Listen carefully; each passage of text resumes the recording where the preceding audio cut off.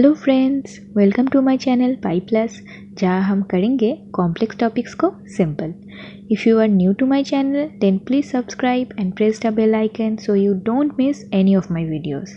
And let's get started. आज हम solve करने वाले हैं class 11 ML Agarwal exercise 5.1 complex number करने से पहले हम उसके कुछ बेसिक चीज़ें जान लेते हैं। हमने क्लास 10 में क्वाड्रेटिक इक्वेशन सॉल्व करते वक्त हमने ये सीखा था कि जब डिस्क्रिमिनेंट आता है b² - 4ac < 0 आता है, तब हम क्या बोल देते हैं कि रूट्स जो होंगे वो रियल नहीं होंगे या इमेजिनरी होंगे बोल के हम छोड़ देते थे। क्योंकि b² - 4ac पार्ट जो होता है ना, वो रूट के अंदर आता है। अब अगर रूट के अंदर नेगेटिव पार्ट आए तो हमें नहीं पता था कि उसका क्या मतलब है या उसके साथ क्या करना है। अभी हम उसी चीज़ को सीखने वाले हैं। तो अगर रूट के अंदर नेगेटिव पार्ट आता है, माइनस आ जाता है, तो उसको हम बोलते हैं आयोटा। √(-1) को हम बोलते हैं आयोटा या आई से रिप्रेजेंट किया जाता है। तो कॉम्प्लेक्स नंबर क्या है? अगर आपके पास कोई नंबर है जिसके अंदर आई है, तो आपका जो नंबर बन जाएगा उसको हम बोलते हैं कॉम्प्लेक्स नंबर। तो इसका जो स्टैंडर्ड फॉर्म है उसे हम बोलते हैं z = x + iy, जहाँ पर x है उसका real part of complex number, और y जो है, जो i के साथ जुड़ा हुआ है, वो है इमेजिनरी पार्ट ऑफ z। ठीक है, जैसे कि आप समझ लीजिए 2 + 3i। ठीक है, अगर आपके पास एक ऐसा कॉम्प्लेक्स नंबर है तो यहाँ पर आपका जो रियल पार्ट है वो है 2 और जो इमेजिनरी पार्ट है वो है 3। तो आप बोलेंगे अगर 3i है, क्या ये कॉम्प्लेक्स नंबर नहीं है? हाँ है, ये भी कॉम्प्लेक्स नंबर है, पर यहाँ पर कोई रियल पार्ट नहीं है। आपका जो रियल पार्ट है वो 0 है। ओके, तो स्टैंडर्ड फॉर्म है x + iy। यहाँ पर x हो भी सकता है, नहीं भी हो सकता है, सब कुछ डिपेंड करता है उसके ऊपर। जैसे क्वाड्रेटिक इक्वेशन के स्टैंडर्ड फॉर्म थे ax² + bx + c, पर वहाँ पर भी चेंजेस होते थे, राइट? उसी तरीके से अब उसका अगर कॉम्प्लेक्स नंबर का आप मॉड निकालेंगे तो मॉड कैसे निकालते हैं? मॉड = √(x² + y², मतलब रियल पार्ट का स्क्वायर प्लस इमेजिनरी पार्ट का स्क्वायर। ओके, और आखिरी चीज़ आपको जो जाननी है that is complex conjugate of z। उसको हम बोलते हैं x - iy। अगर आपके पास एक कॉम्प्लेक्स नंबर x + iy है तो उसका कॉम्प्लेक्स कॉन्जुगेट या z हो जाएगा x - iy, मतलब आयोटा के साथ जो साइन है उसे बस आपको चेंज कर देना, तो आपको कॉम्प्लेक्स कॉन्जुगेट मिल जाएगा। ठीक है, अच्छा, तो चलिए सम से स्टार्ट कर देते हैं। पहले सम्स में बोला गया है कि इवेल्युएट द फॉलोइंग्स। तो पहला सम है √(-9 × √(-4)। √(-9) के अंदर एक √(-1) है, तो इसे हम i लिख सकते हैं। यहाँ पर भी एक -1 है, तो इसे भी हम i लिख सकते हैं। तो और एक बात जो मैं बोलना भूल गई, i × i मल्टीप्लाई करके अगर आपको i² मिल रहा है तो i² का वैल्यू जो होता है दैट इज़ =-1। ठीक है, अच्छा, तो यहाँ पर से आपको यहाँ पर ये मिल जाएगा 6 और i² मिल जाएगा, तो दैट इज़ -6। -1 मिल गया तो -6। पर इस वाले में देखिए डिफरेंस क्या है दोनों में। यहाँ पर रूट के अंदर ही दोनों माइनस है, तो माइनस माइनस मल्टीप्लाई करके प्लस हो जाएंगे, तो आपको आयोटा लिखने की ज़रूरत नहीं पड़ रही है। ठीक है ना, तो यहीं पर बेसिक डिफरेंस है। तो यहाँ पर आपको 6 मिल गया। नेक्स्ट में देखिए, यहाँ पर से आपको मिल जाएगा 5i, यहाँ पर हो जाएगा 4, तो ये मल्टीप्लाई होके आ जा रहा है 20i। उसी तरीके से यहाँ पर से आपको एक i मिल रहा है, यहाँ पर से दूसरा i मिल रहा है, दोनों मल्टीप्लाई करके अगर दोनों जगह से आपको i मिल रहा है तो दोनों मल्टीप्लाई होके i² हो जाएंगे और दैट विल बी =-1, सो -60।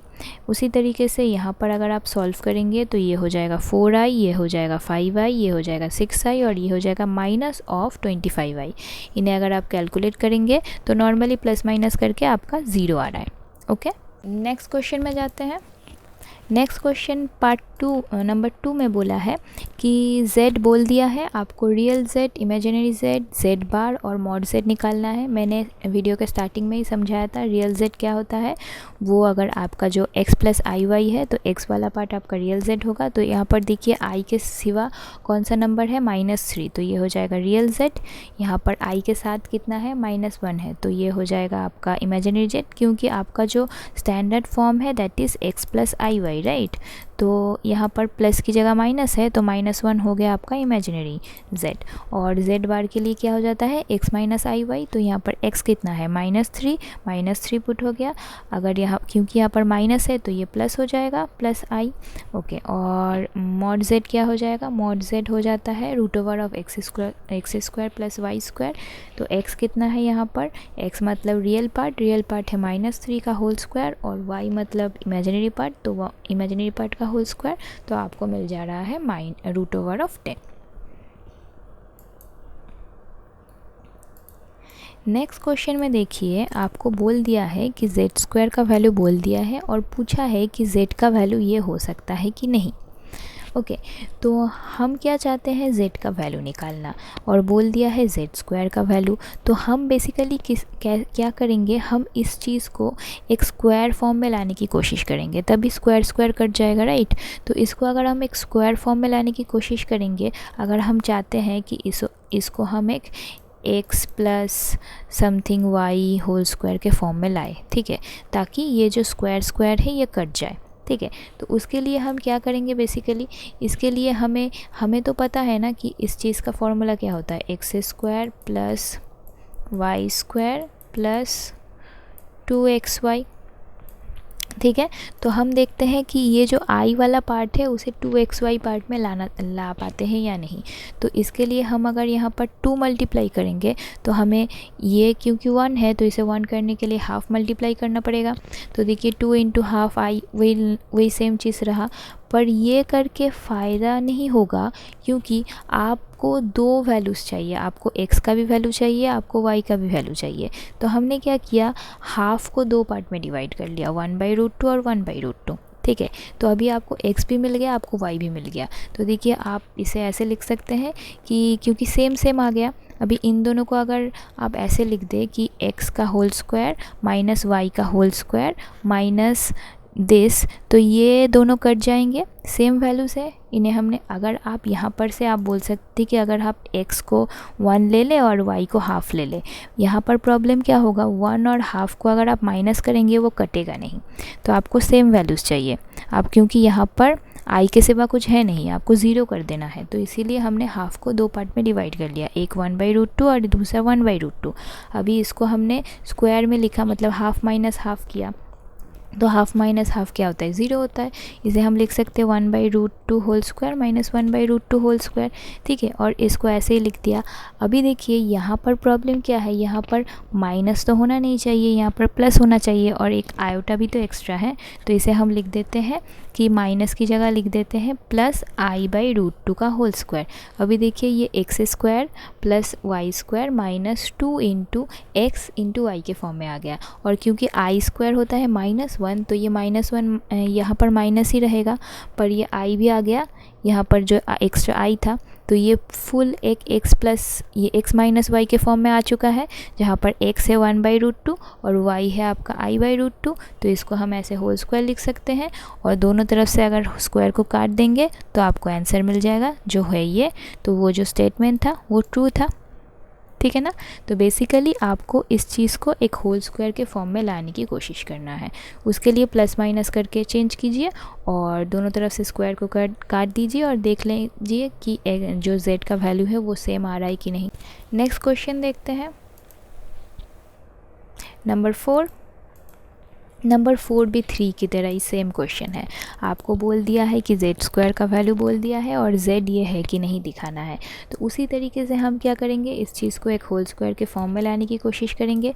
देखिए यहाँ पर पिछले वाले में सिर्फ आयोटा ही था, यहाँ पर दोनों पार्ट ही है, x भी है y भी है। तो पहले हम क्या करेंगे, आयोटा वाले पार्ट को तो हम 2 × xy पार्ट में लाने वाले हैं, राइट। तो इसे हम लिख देते हैं 2 × क्या बचा, 2 बचा है सिर्फ, और यहाँ पर से फिर अगर 2 का लेंगे तो 2 का होल स्क्वायर कितना हो जाता है, 4 होता है।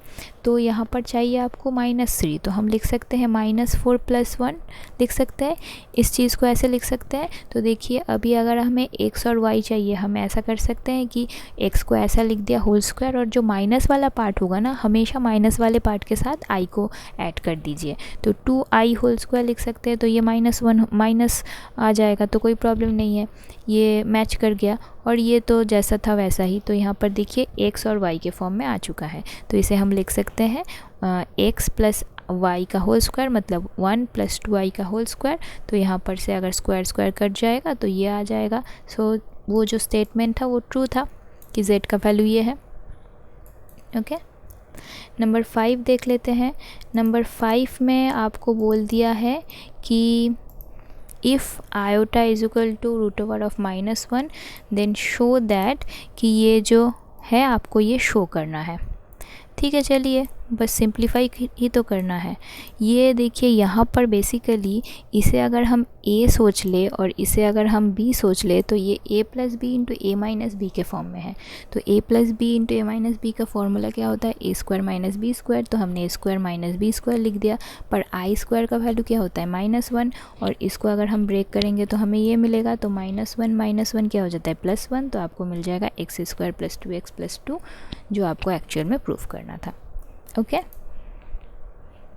नंबर 6 में आपको बोला है find the real values of x and y if this.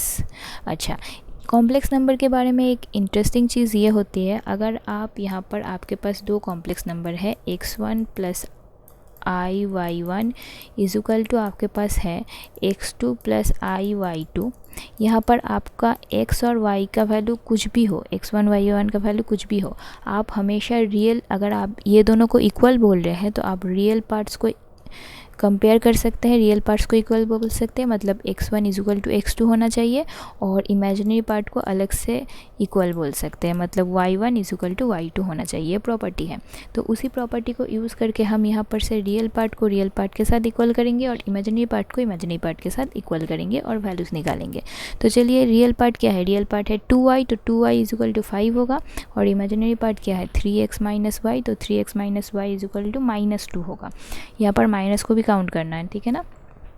तो यहाँ पर इन दोनों को सॉल्व कीजिए, यहाँ पर से y का वैल्यू मिल जाएगा, y का वैल्यू यहाँ पर पुट कीजिए, इसको सॉल्व कीजिए, आपको x और y दोनों के वैल्यूज़ मिल जाएंगे। ओके,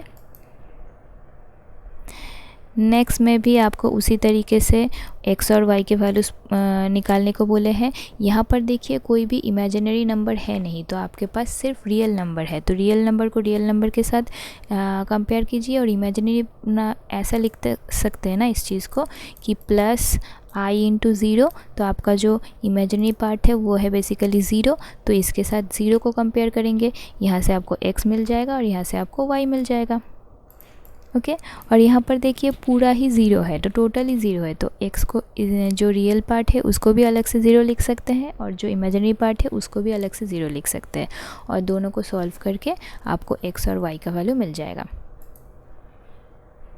ओके, और इस वीडियो का आखिरी सम नंबर 7 में भी उसी तरीके से आपको बोल दिया है कि ये जो है ये यहाँ पर ये कॉम्प्लेक्स नंबर इस कॉम्प्लेक्स नंबर के साथ सेम है, तो आपको x और y का वैल्यू फाइंड करना है। तो कंपेयर कीजिए, चलिए रियल वैल्यू के साथ रियल वैल्यू को, सो 5y माइनस 2 हो जाएगा 3, और यहाँ पर कॉम्प्लेक्स वैल्यू के साथ कॉम्प्लेक्स वैल्यू को, सो 3x माइनस वाई हो जाएगा -7। माइनस को काउंट करना मत भूलिए वरना आंसर गलत आएगा। तो यहाँ से आप इजीली x और y को सॉल्व कर सकते हैं, यहाँ से y मिल जाएगा, y को यहाँ पर पुट कर दीजिए, यहाँ से आपको x का वैल्यू मिल जाएगा, ठीक है ना। I hope you understood today's topic. If you have any doubts, questions or suggestions, do comment below or email me. And if you like my work, don't forget to like my videos.